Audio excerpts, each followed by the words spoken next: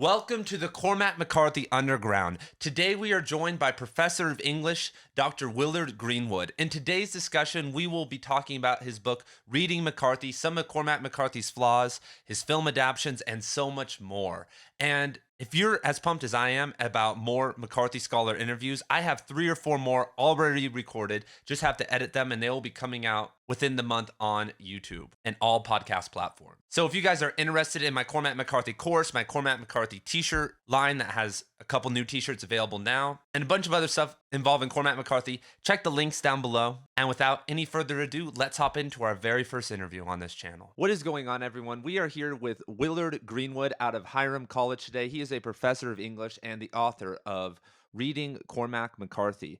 And first of all, I have to just ask Dr. Greenwood, Willard, when did you first get into reading Cormac McCarthy? Uh, I I first heard of Cormac McCarthy when I started graduate school in at I was getting a master's degree at Georgia State University, and a friend of mine who was in Georgia, there was a visiting writer at his school, and actually a poet named Jory Graham, and we were just kind of hanging out, and she read a passage. She read a passage from Blood Meridian, the Comanche attack, and I was like, "Oh my god!" Like, and and that was it. So that was back in '94. Yeah. And so what was the process like? What was the reading order that you went through? You're like, oh my God, who is this guy? So I read Blood Meridian, and then that was the part of the reason that we're having this discussion is '94 was when All the Pretty Horses came out. So I immediately kind of got into that, and then read the Border trilogy, and then worked my way backwards and read the Southern Gothic stuff. So, so you encounter Cormac as a graduate student. Did it feel weird? Did you feel like, wow, this guy's really good? How did I not know? Like, did it change your perspective on other authors in general? Yeah, I remember, I got into him right away, and unfortunately, I didn't do my master's thesis on him. I did do a huge chunk of my dissertation on him. And I had read a lot of Faulkner at that point, and so I felt like so that gave me a good context in terms of what he was doing, and what and so he does help. Me understand other writers because he's read everything, and I actually remember, I remember back, before everything went online. I remember, when there were maybe only 4 or 5 articles on McCarthy. I remember your book. I got into like right as like a freshman in college. I'd been Mhm. into him. Then I like realized I got to college and I realized like the people publish books about authors, and I was like, oh Mhm. my God. And Yeah. I went to the library, and your book was like one of two. There was like Yes. maybe yeah, like you were so you were like kind of an OG. I mean, we'll kind of talk about how you got there. I mean, we can I guess talk about that right now. So, Yeah. how did you get into this kind of it's like a survey work. It's kind of a Yeah. it mixes theory, biography. Right. It's just dumbass luck, really, Ian. I had done a little bit of scholarship on McCarthy just in terms of conference presentations. And this is right when the internet was kind of starting. And by the way, there's no relationship between my last name and the publisher of my book. But I just got contacted by somebody at Greenwood Press asking me to write and asked me to write a book on Cormac McCarthy based on my what I had on the Hiram website at the time in terms of my syllabi and what I had taught. So it was completely random. That's crazy. Like that's the old age of the internet that like It, someone like you just get found and hey, do you want to write this book? that those days are gone, man. So at that point, I mean, did you feel confident in it? Because I mean, if you like, I'm looking at your book and like I'm doing a little bit of a mini series on like Cormac McCarthy's biography right now, Uh-huh. and it's obviously very hard to find information even in 2023. So in Right. 2007, 8, when you start writing this, where was that? Was that information as readily available? I just had to dig and dig and dig, and I No. So in one word, no, it wasn't. And it was hard. It's before the internet. It was certainly hard to research, but also Cormac just did not want to be found. I mean, I think his reclusiveness is legendary. I don't need to kind of go into detail on that, but there just wasn't much. There wasn't much out there. I still, all the stuff that I researched for my book I have hard copies of or made photocopies of. And I just kind of, and so so the biography that I did for that book, that's probably the part of it that in some ways I'm the most proud of, because I pieced it together myself just by stuff that I found. So, And at some level, you're the only still, I mean, like, because I've been doing research about this. I mean, you're actually the one of the only people who's actually laid out a, over 10 pages biography of Cormac right. McCarthy in like an academic, like still today. I mean, Yeah. I read that and I was like, wow, this is really, I've been doing all this research, but I was like, wow, this is actually, this is it. This is the one still. I'm really grateful to my editor and also my wife too, who's got a really good eye for things. I just had all this information and I was just kind of bound, and and she said, this needs to be put in chronological order. And the editor was like, you've got all this stuff, but let's. And so, I was just so kind of immersed in all the material that I never, and it made so much sense. And of course, to an absent-minded professor, going chronologically didn't seem cool. But I, like I said, yeah, I'm kind of proud of how that how that came together. Yeah, and we'll get back to because the book I feel like is really important for like someone like me who is a budding reader into scholarship. Hmm. Like I'm not hopping into hard like it. I've done this with a lot of authors, especially like, at the start of like finding them, you read like a book about them that's like an intro book, especially Hmm. like harder writers to help Yeah. get you in. But what before we get into all that, what surprised you most? What surprises you most about Cormac McCarthy's like biography or his life? When you think about it and see it, you're like, Mm. wow, what Mm. Yeah.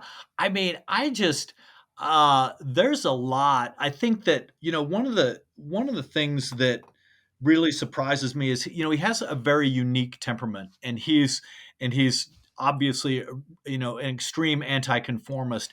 And but he's not a misanthrope. And there certainly is a darkness to his work, and there are certainly, he's got some flaws like any other writer. But to me, what's surprising about him is just the just the depth of thinking and the quality of writing. Like, there's, the thing about like Blood Meridian that's so kind of magical is horrifying, but the writing's so beautiful that there's just this incredible paradox there, right? It's just, yeah, I don't know how he does it. So I don't know. Did that answer your question? I'm kind of all over the place. Okay. no, that answered my question for sure, yeah. I Okay. mean, he's a very paradoxical character, like, one of the things that kind of threw me off was, like, he joined the Air Force, and, like, I mean, I had to come to terms with, like, back in the like, 70 years ago, people joined I'm, like, thinking of this rebellious guy not doing good in high school, I'm like, "The Air Force?" Like, but, like, back then, that was actually an avenue to get out, like, Right. Right. Right. I think and I could be just, this is sort of empty psychoanalyzing, but Faulkner joined the Air Force too. And so, who knows? I forgot about that. That's Yeah. actually really wow, yeah, I mean, the Orchard Keeper is, like, a very yeah, wow. Mhm. Wow. Yeah. Hemingway was, Right. wanted to join but couldn't. Like we look at all the idols. Yeah, Yeah. And obviously he loves Hemingway. So. yeah. Um, well, I guess this is like actually a big part of the discussion I want to talk to you about. That you've been teaching Cormac McCarthy for a really long time, and Mhm. I mean, and that's something that I would say that even a lot of like the Cormac McCarthy scholarship community hasn't really engaged in. I mean, how long have you been? When's the first time you taught a Cormac McCarthy book in a class? When I was at graduate school at Purdue, I taught uh, Blood Meridian, and I taught um, Child of God. Yeah, so when I was at the end of my PhD, we would get, you'd have to apply for it, but we would be allowed to teach upper level, or I shouldn't say upper level, like intro lit courses. So usually, in my when I had, when I was in grad school, it was mostly just composition. But yeah, my last 2 years there, I got to do a couple lit courses. So um, that would have been 1999 and 2000. What's one thing that you've changed? So you go in there probably blazing fire. Here's Blood Meridian, all this stuff. What and then maybe some kids don't understand it. What's like a big change that you've made since then that to like make it more receptive? Yeah, it's unfortunately a lot has changed in terms of students' attention to being able to handle longer, more complicated works. At the same time, uh, you know, I haven't had to change a lot in terms of my teaching. I've changed probably the novels that I pick. Yeah. And novels like No Country for Old Men and The Road, I mean, students, that is like crisp, clean, kind of really good prose. And it resonates, and he's writing in a completely different style, and it is more for a modern audience. That's one thing that I also admire about him. He changed. He could have done the sort of Faulkner thing forever, but when you look at Orchard Keeper as opposed to his writing now, totally different. I mean, that's something that's really interesting. That if you look at most writers' career trajectories, they Mhm. somewhat stay the same. But he's had massive changes. Even within the Southern novels, even from the Orchard Keeper to Suttree, this more of a character centric novel. Then Yeah, obviously the westerns, and then at the end of his career, more of these uh, modern. Yeah, that's like every man pieces. right. Yeah. So do you?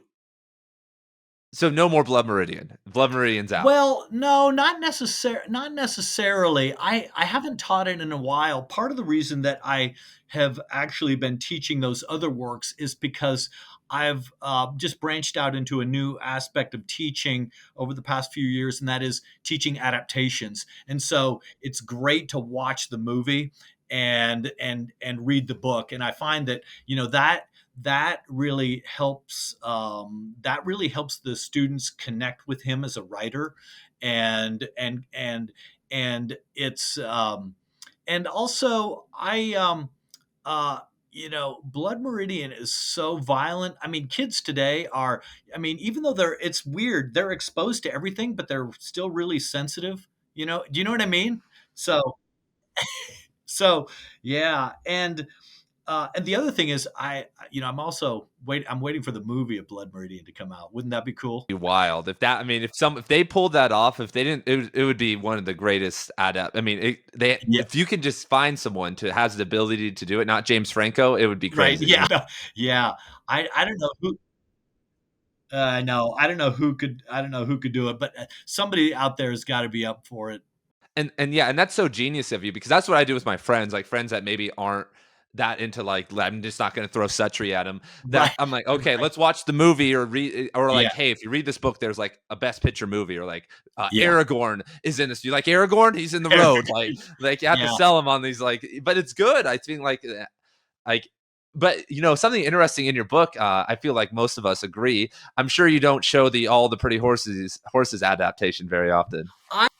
You know what? I've done that a couple times, and and there is value in teaching an adaptation that's not successful.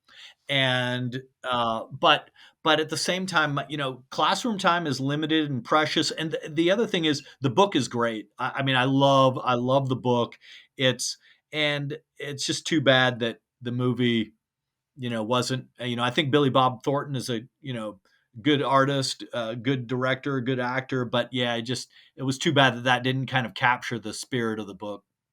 Yeah, and it was just a classic. I don't know if it would have been better, but apparently there was a director's cut that had a totally different score, 50 extra Yeah. minutes, all this stuff. Yeah. That's the story of every movie uh Yeah. If that it was doesn't do that, well. yeah. I've heard that too, Ian, and if it was that awesome, I think we would have, we would have seen it by Yeah, exactly. now. Yeah, because I've seen some of those director's cuts before, and I'm like, nah, it didn't make it any Yeah, better. yeah. So this is just kind of a random question, but I know some of your criticism has, and even some of your poetry has started to focus on fishing a little bit more. Yeah. And in your book, you attribute Suttree to more of it's a novel about alcoholism and about some of the more negative aspects of alcoholism and what it Mhm, does, and I agree. I mean, that's like one of the main things. It's like, oh my gosh. But mhm. what do you think the role of like the river and fishing is in Suttree in general? Is it just there for no reason, or is it symbolic?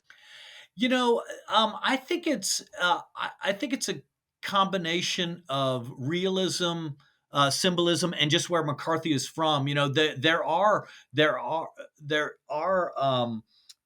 there are brook trout in the mountains of Tennessee. The That's how he ends the road, and it's also it's a really important fish and image from Hemingway's stories, Big Hearted River 1 and 2. So I think it's a mix of, it's a mix of things, his where he's from, and it is uh, and fish are an important symbol. And so, yeah, given my own interest with fishing, I obviously like that part of his work. I don't know. Does that answer your question? I would say so, and I was going to mention that the Big True Hearted River, the whole Nick Adams stories. Nick Hmm. Adams, when I saw it, when I was reading Suttree, I was like, man, this kind of feels like, because I feel like with Nick Adams, fishing was a modality for healing, like most of the Hmm. time, like, and Hmm. especially trout has been, if I'm correct, like it's been like kind of a symbolic force of right in history and past Hmm. cultures, right, of Hmm. healing, right? Hmm. Am I right there? Yeah.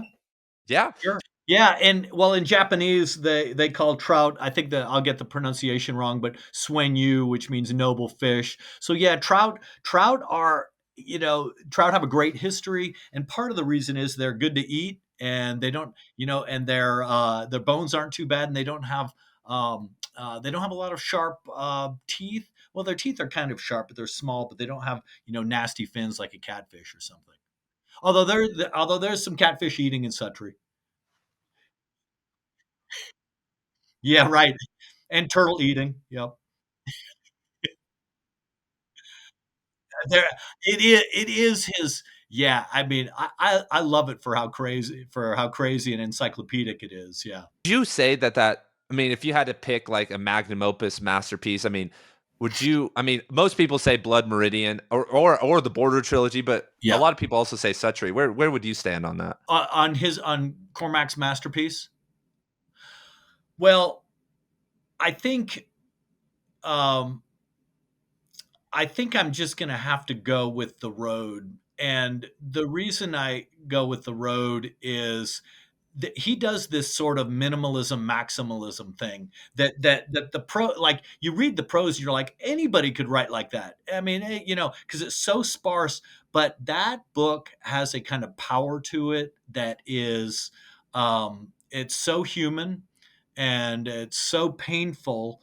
um I mean, certainly Blood Meridian, like, prose wise, is just a virtuoso performance, but it is sort of, um but the people are removed. The people are kind of symbolic characters, and there's just something about The Road that is so real, that, like, that could really happen, and that's what you'd have to do to survive. Whereas Blood Meridian is so, kind of mythical and allegorical. So I would say The Road. Yeah, I think that's a really good choice. I kind of poo-pooed The Road for a while. I hadn't Hmm. read it in like 5 or 6 years. I was like, oh, that was, and I reread it a couple months ago, and I was shocked. I was like, that minimalist maximalism stuff, and Yeah. him. I mean, and I'm a huge fan of dystopian novels. And no one has ever wrote like people can talk crap about him in sci-fi. I'm like, no one in sci-fi has this writing ability. Maybe the story is a little bit Yeah. repetitive, blah blah blah, but like the the prose and the suspense and the scariness that he creates Yeah. from of that reality is immense. And when you look at, another really thing for like the Cormac McCarthy fans out there, it's like an actualization of that kind of human evil that the inherent human evil idea that he kind of believes. Right. It's like in the flesh, and it's like, oh gosh, this is like what he's talking about. Yeah. Yeah. Yeah, you're exactly right. Yep. Wow, so you picked the road. Wow, controversial pick. I don't Willard, know. there we go. There we go. Yeah, it's that's like it's sort of like asking like who's your favorite kid? Robert or Michael or Max. Those are my three sons. Which one's your favorite? I'm like, there's no good answer. Yeah, no, I like that though. I like when people because I totally see your point because and you were talking a little bit earlier about some of Cormac McCarthy's flaws. What would you say those are just kind of in general?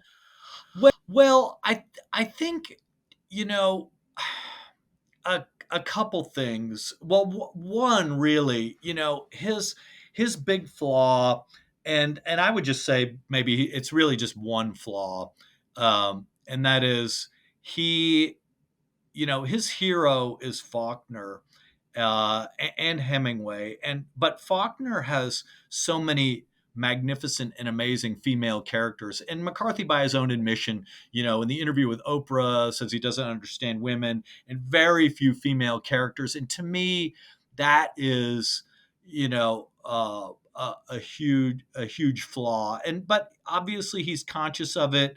I and you can see him kind of working through that idea of a female character in Stella Maris, and to a lesser degree the passenger.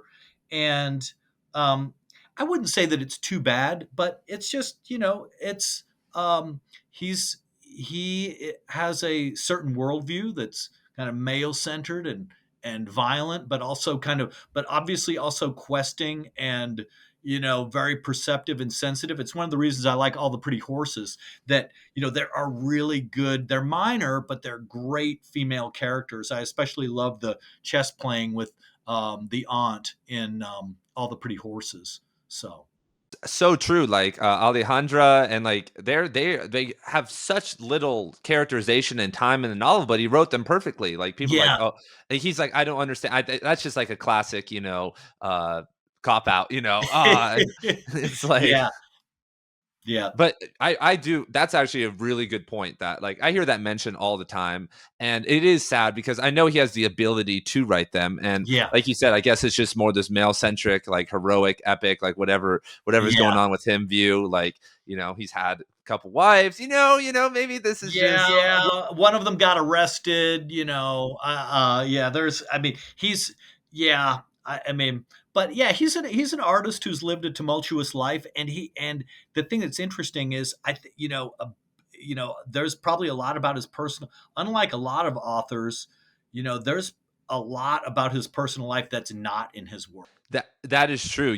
Even people are always talking all the time about like Suttree and stuff. But I'm like, that is so far removed. Like he was in the military and he was like a student at the university who Yeah. got decent grades. Like he wasn't doing that. Like he maybe Yeah, knew people that were doing that. He maybe was obviously drinking, having a good right. time, but like he's not.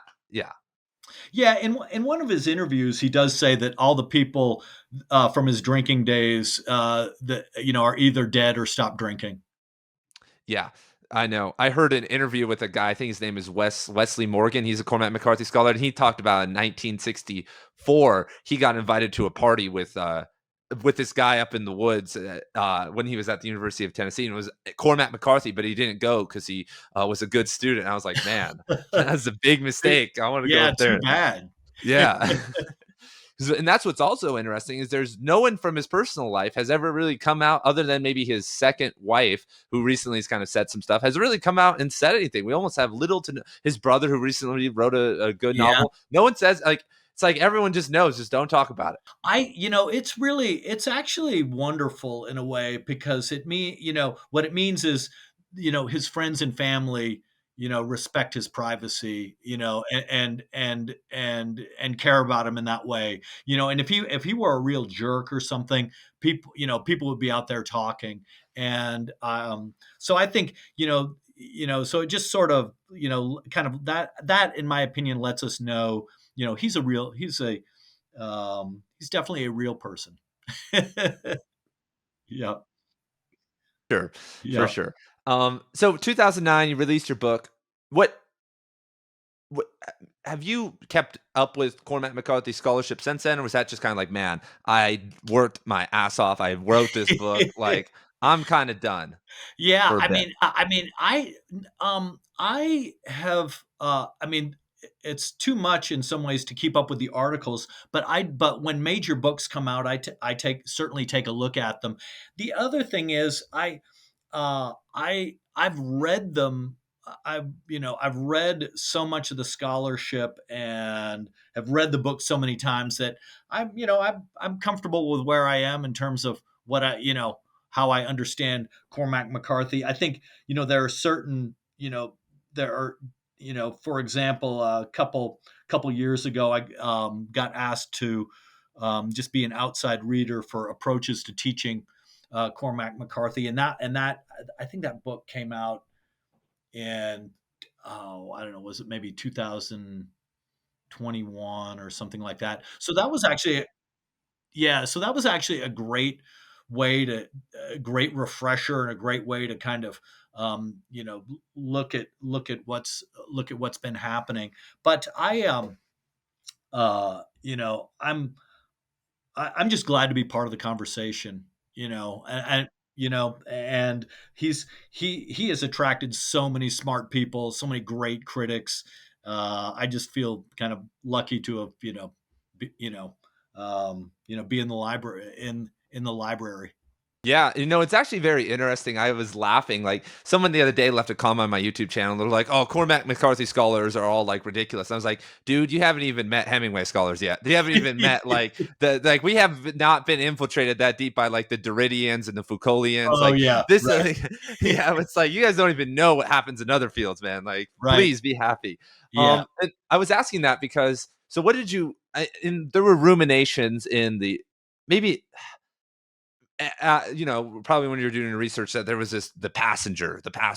But time went on, and he's approaching 88, right. 89, and you're like, were you surprised when it got announced? Yeah, we'd all been hearing for years, right, that something was happening or going to happen, and then all of a sudden, boom, they're both out, and so I was surprised, yeah. But he's but he also, looking at his career, there have been times where he's taken a lot of time to write, and yeah, but it was great to see both those come out. I read them right away. Yeah, well, and it's actually interesting. The inception of the passenger happened, I think, in like when he was with his first wife in like 1963 is when he started thinking about this character in New Orleans and all this stuff. Mhm, So imagine the patience. mhm, I'm sure you have students in creative writing and stuff, and they're like, just go, go, go, got to get this. Want to mhm. be an author one day, but it's like, guys, there are people out there that work on a book for 60 years. Yeah, Like I have yeah, to remind myself that helped me. I was like, Ian, you have time. Like, yeah, oh my gosh, like yeah. I think, and Ian, maybe you can correct me on this, but I think he started Suttree was the first novel that he started. yeah, you're correct. I think okay, yeah. He started that in his first stint at university, then, or excuse me, right as probably in the Air Force, but like I think yeah, that was just, but it couldn't come together. And it's interesting that he had been working on it, but he kept telling his editor like, I can't get this right, and it was all just kind of a mess, and it was just. And that's part of the reason he moved to El Paso is it's like one of those classic. I have to get away from it to be Right. able to think about it, Yeah, put myself in this whole new immersive environment, and then like yeah. it does something to the mind. Oh, I mean, one of you mentioned El Paso. I'll just, permit myself a small digression here. I think, one of the mysteries, one of the great literary mysteries to me anyway, is how did McCarthy, you know, and I know that there's the book Notes on Blood Meridian, but how did he find all that stuff? You know what I mean?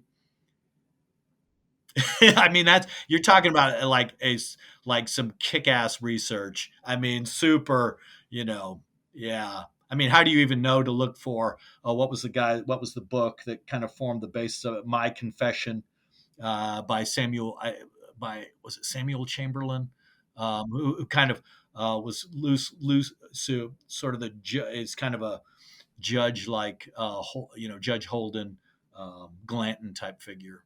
Even the Glantons, he basically revived them. They were just an archive. They were just a random group of Right, outlaws, right. and and it's a commitment. I mean, like when you look at even Notes on Blood Meridian don't even get at it enough. Like I'm in Tucson right now. He was living in Tucson for a while. He was Yeah, living all over. Like I mean, because there's scenes in Tucson, and he was riding horses. I mean, that I'm sure informed the Border Trilogy. He was riding horses in Mexico, like around those areas. yeah. And like you obviously can't do that anymore. Probably, there's a No, wall now. You can't just yeah, go ride a horse to Mexico.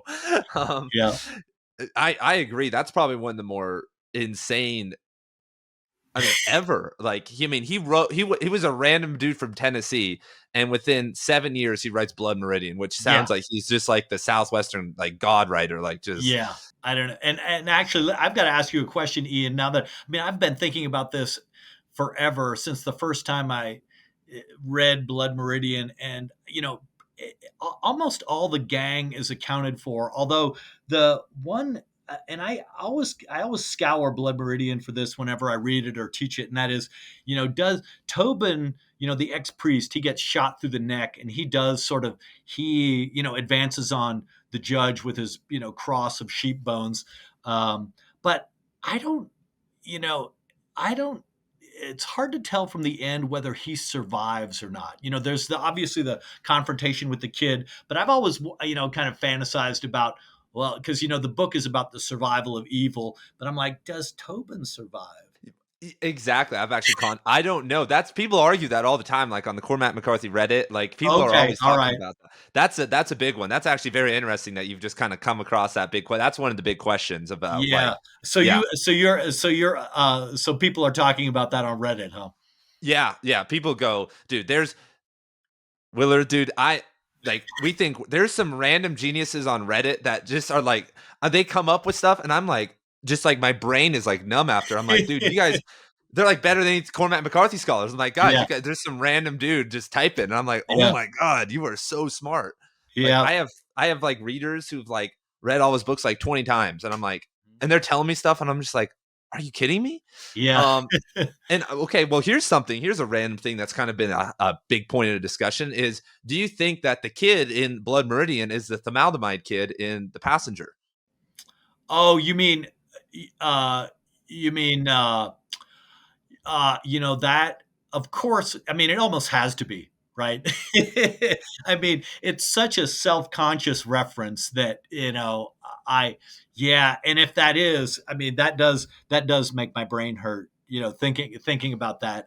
If that is, I, the thing is, I've only read The Passenger once, and I have to, I'd have to, I mean, that just make it just, of course, it has to be the kid, but it doesn't make any sense at all. And so, you know what I mean? So I don't know yeah, that's a great question, Ian. I don't know what he's doing there, you know? People have like connected it, and well, actually, there's actually a reference to the gin. There, at like when there's a reference that there's one some crazy reader found this connection that he the thalidomide kid references himself as something, and the kid in The Passenger, or the judge, calls the kid the same exact word, like a gin or something like that. Oh, And okay. so it's like they're part of this anyway. So there's like some connection people have made. So yeah. So what did you think of The Passenger? So you read it, you get this advanced copy. Yeah. What's Um, what was your initial thoughts? yeah. Um, Well, one is, I read it over this past Christmas break, and it was great to not, I just had kind of an old fashioned book experience, and that is, I just, got on the couch and read it over a couple days, and just didn't, wasn't reading anything else, wasn't teaching, and I just, it just kind of did what books are supposed to do, and just really, kind of, just was living the life of the characters, getting into the story, and also just, knowing his work like I do. It was nice to, I wouldn't. I remember reading a review of All the Pretty Horses a long time ago. Has the master of macabre gone soft? And I just think, to me, I just love his human range in the books. That it's a little bit more human tone, the and he does this thing with the kind of the he's got this noir plot going on that he kind of then abandons, which I was actually fine with. and and uh I uh I really like the character of Western, and so I just yeah, and he brings a lot together there, right? Like, um, you know, the nuclear age, so and he even though even though McCarthy's not a boomer, there's that kind of, you know, that you kind of get and he goes on a little JFK digression, and and so there are a lot of boomer concerns there, but um, you know, my initial impression was I loved it. Maybe I won't like it on the second time, but uh, I I really just had a very favorable impression of it. I don't know what did you think of it? The same. Was at my parents' cabin in my Wyoming, and I had to drive to this bookstore like 2 hours away to get it on opening Mhm, day, and I just magical, just sitting there, mhm. and like obviously it struggles. Sometimes he's ranted about JFK and Vietnam, and you're like, man, Cormac's just trying to get a couple in before he dies. Like he's just Yeah, trying to right, right. just tell us what's really going on here, Yeah. and but that the ending, like when he goes like kind of back to his parents' house in Tennessee, or his Mhm, grandparents' house, it just mhm, like becomes magical. It almost feels like we're going on a tour of like all of mhm. his characters again. He's going back to Tennessee, and we get the beautiful Southern writing. Now he's down in Right. New Orleans, and we go back to the Southwest, and then to Idaho, and Mhm. we have this just almost evolved. Like we are actually starting to get some characterization and some internal dialogue for the first time, because like in the Border trilogy with like John Grady Cole and Billy Parham, they're not the most like reflective people. Right, right. Yeah, and I mean, tropish, I don't wanna say that, but but he is working in that genre. Yeah, and they're young. I mean, dude, they're young. They're so young, and like they're hard. And we also don't. We're not in their head. Like we only can see through some of their outward actions when they're expressing emotion. So Right. yeah, I mean, I thought it was really good. Yeah. Um, all right, so then you read that, and then you're on to Stella Maris. So what'd you think of that one? What I love about McCarthy is, over his entire work, he does not kind of shy away uh, from his or anybody else's intellect. Like he's not afraid to be the smartest guy in the room. And I loved Stella Maris as this kind of this the kind of the representation of the genius, the and somebody whose mind is kind of more powerful than they are, right? And I just thought it was I thought it was fascinating. I thought and and the love affair between the sister and the brother, I you know I it's very, I don't know. Faulkner does a lot with incest, and I felt like there were maybe some echoes of that there, and but also what was interesting is how how much she didn't see it as a problem and he did, which I thought was really interesting. I also liked the fact that she was beautiful and smart, and was surprised by how she felt about her brother, but just couldn't get away from it. I mean, there's a lot to say there. I found Stella Maris to be just also really engrossing as well. Yeah, I agree. I mean, he's the only author. I mean, he's the only that's the only fiction book I think I've read, maybe like Infinite Jest and a couple others, that I sat there and like, cuz I'm like doing research on it. Like I've had to sit and look up like 100 things and learn about random German physicists. I'm like, "Who the hell?" And it's Yeah, like I'm learning stuff though. I'm like, "This is actually kind of important." This is actually like he's like and he pulled it off. Like, sometimes when authors try to be too philosophical and mhm. but like he built this character that can do that. Like he built this platform of And so, earlier you mentioned about Cormac McCarthy not having too many female characters. And so then when this came out, obviously everyone was like, oh, this female character is just like, she's not a real female. This is just like Cormac speaking through her. Would you agree, or do you feel like she is, was it realistic? That's a really good question. I know what people are saying, and and of course I wondered, was Cormac, listening to um listening to his critics. But I just go back to a couple things. One is, um I do remember him. I forget where it was, and you mentioned it earlier. He'd been thinking about this, the idea of a woman who commits suicide. He'd been thinking about this for for decades, and uh, what else was I gonna? Oh shoot!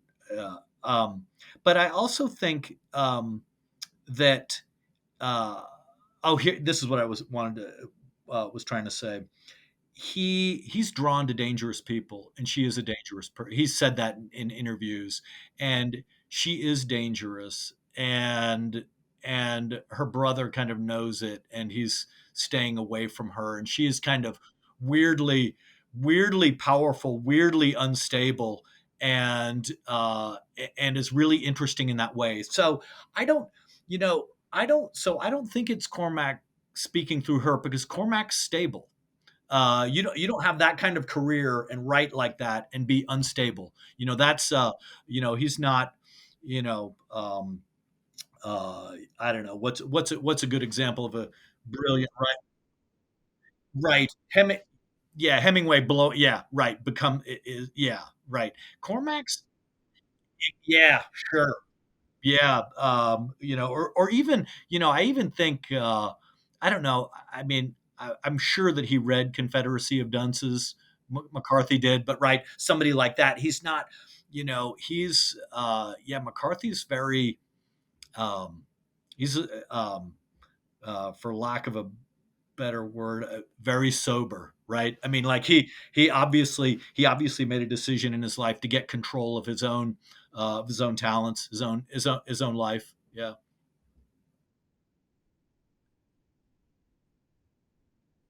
Oh, really? Okay. Yeah. Oh, I mean, it's just so brilliant, and yeah, I'm glad that that recommendation worked. I don't know. Advice is, I don't know. Literary,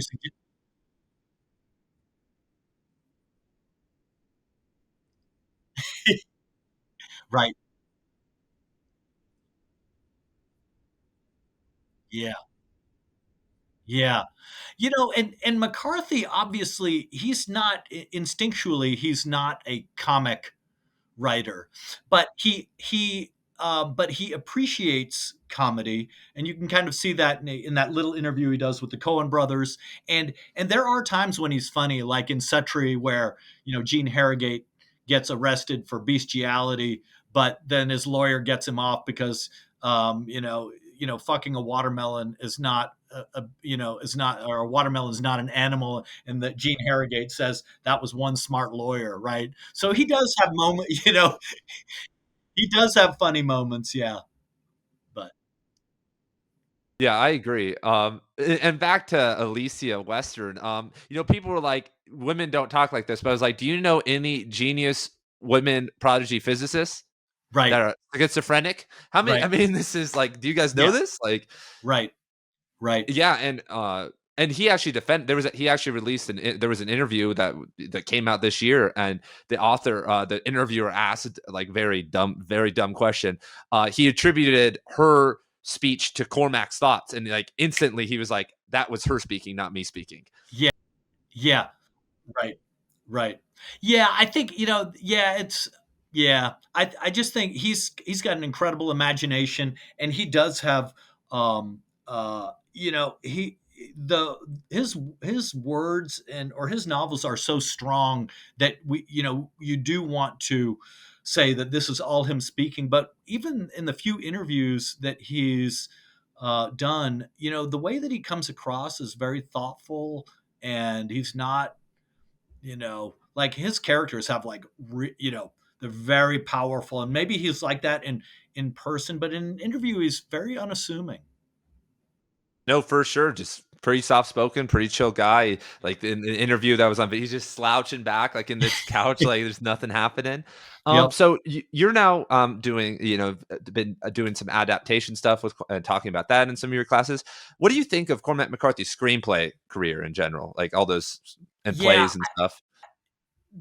to me, this is just such a fascinating part of his career. Supposedly, Cities of the Plain began as a screenplay, and and uh, and when you look at actual screenplays, The Road looks like a screenplay on the page. It looks like it's formatted almost like a screenplay, and you know, and then when you look at No Country for Old Men. And you can't find, any better directors and writers than the Coen brothers. They just lift. I mean, they just lift giant chunks of that book, right? And to me, what's fascinating is, McCarthy, for all of his sort of, you know, I don't know. I mean, he's he's actually so perceptive about modern audiences and to write novels that are well suited to a modern audience. And he loves movies. I mean, you can kind of see, the Wild Bunch all over Blood Meridian, right? And and I think that, yeah, in terms of adaptations, uh, the yeah, it's a fascinating kind of it just shows that he's an innovator, right? Kind of writing books to be adapted. Y Agreed, and I mean, it's such an interesting part of his career that he almost it seemingly was trying to not be a novelist anymore and was going after screenplays, like, in the I '80s, you yeah. know, I I think there's something to that. Yeah. Yep. Long form screenplay. Yeah. I have I have not seen The Counselor. Um I that's I hate to say it, but I didn't, and I should have. It's actually the only yeah, I it's and I don't think I've seen the teleplay for The Gardener's Son. So I've got some homework to do, Ian. Yeah, it's not But they're not his most it's not No Country for Old Men, you're not right, it's right. not they're pretty a lot of jokes are made about those, Yeah, I mean, yeah, anyway, yeah. okay, so when you are now looking forward, do you think that Cormac McCarthy is going to be in the American canon, the canon, if that Mm, exists anymore? yeah. I don't know. I've been waiting for him to win the Nobel. I'm really kind of disappointed that he hasn't won the Nobel. I just think he's I think ever since Toni Morrison died, I think he's our greatest living American writer. That's why they don't give it to him. They don't wanna just give it they gave it to Bob Dylan, who great, I love Bob Dylan, Yeah, but, like, yeah, I understand. Yeah, and I know that people have been lobbying like that for a long time, but I don't know. I mean, you know, you know, and Toni Morrison's got a lot of great books. I would say, respectfully speaking, Cormac has more great books than she does. And uh, yeah, and I don't know. I mean, and I think he's, Falk he doesn't have more. Uh, I don't know. I do think he's up there with Hemingway and Faulkner. You know.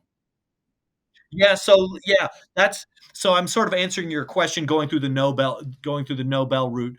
But at the same time, yeah, his stuff's going to be, yeah. Whether he and I'm sure he doesn't even care about the Nobel. He could Yeah, right, exactly. And of course he'll be part of the American canon. He's gonna go down, yeah, as I don't know, Blood Meridian's gonna stand the test of time. No doubt, no doubt. And I like I said, going back to the road, I like the road right now. Who knows? Maybe the road won't, the road will kind of fade. But to me, something like Blood Meridian, that's yeah, that's gonna be around. it's interesting that Cormac is like you talked about, you see that you've seen kind of the lowering of the attention span of your students over time, and like, and obviously we're heading into digital technology land, and Mhm. Cormac is kind of a, mean, I don't think he's ever even mentioned anything that modern, or even in like the I passenger, or like technological, other than the nuclear bomb. Yeah, I don't he probably has, although, the thing that's so fascinating, right? He's so smart. He's so up on science, but you know, it is, the whole thing, like writing on his typewriter, the Olivetti Latera, and um, yeah, he has not engaged, at least in his prose, with modern technology. I also think, I'll just riff on this just for a second. I think it has to do with his creativity. Like, this is why he hasn't taken teaching gigs, hasn't done interviews. He's started to do more now that he's older, but I think that there's a kind of creativity there that keep itself has to keep stuff from coming in, right? Like, or it has to be very selective. Like, that's a certain kind of mind there, and a lot of stuff going in. You know, um, the way he works, I'm just guessing, doesn't, he's got to keep things quiet. I feel happy that, like, even though maybe digital technology and kids and all this, but like Cormac McCarthy and a lot of authors, like, they can show like through like a whole different mindset, like, and almost restore and show, like, that's what it did for me. Like, I grew up in a Hmm. big city, and Yep. I know you're out there in Ohio, so maybe your kids are exposed to nature a little bit more Right. than the modern city Yeah. person. But in general, I mean, it can kind of show you that mindset of nature and the elevation of nature through, even as a character in a book. Look at the Border trilogy and some of those landscape pros. You're like, man, who else is doing this? And like, obviously people do, but like treating setting as a character, or like really Hmm. evolving it. Especially in the Border trilogy, that life, the life of the adventure, going off and doing something, whether it and is that actually, you're right. That kind of freedom does resonate with today's students, because it's so not the life they're all living. What would you say? I know you teach creative writing. You're an editor of poetry. Obviously, Cormac doesn't do poetry, but what are some of the main creative writing lessons that we can learn from Cormac? Uh, I think, one is he just loves reading. It's really, it's very obvious. Just loves to read. And the other thing that I like about him is his dialogue.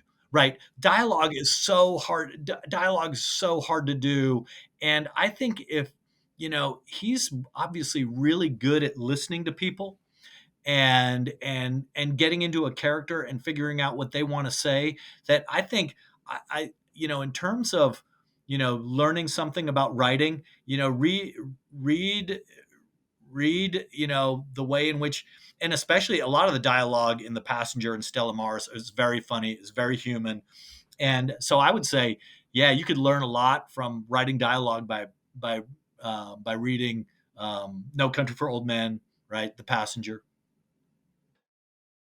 What's the worst or funniest or random reaction a student has had to Cormac McCarthy? Has just you remember any? Just I the uh there were the when I taught Outer Dark, they did not like the baby killing. They did not like that at all. That was like, yeah, cutting the baby's throat, and I think that might have been the first and only time I taught Outer Dark. Interestingly, people did like Child of God, the kind of crazy, but that's more of like a kind of, Silence of the Lambs sort of murdering, crazy. But the infanticide, that's upsetting. Yep. it is. It is. I mean, I reread that recently. I was like, man, this is dark. This is weird. And It, then, speaking of autobiographical, he had just that was inspired by his wife leaving, and like with the child, like the divorce. And it's like, oh man, was yeah. this like Eraserhead type stuff? Um, like, what is going on here? Um, Yeah. Yeah. all right. So, any concluding thoughts about Cormac McCarthy? Anything for the people? Anything else you want to say about him? Um, you know, I um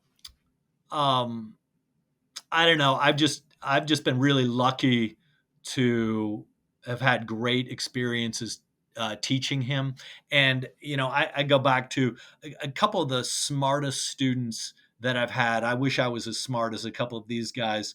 They I introduced them to Cormac McCarthy, and what they got from it was incredible. I mean, I'm thinking of a handful of my best students, and I think that the way in which his the way in which he writes about humanity and the individual intellect, it has so much to offer new readers. And so I guess that's kind of my hope, is that people will just keep discovering him.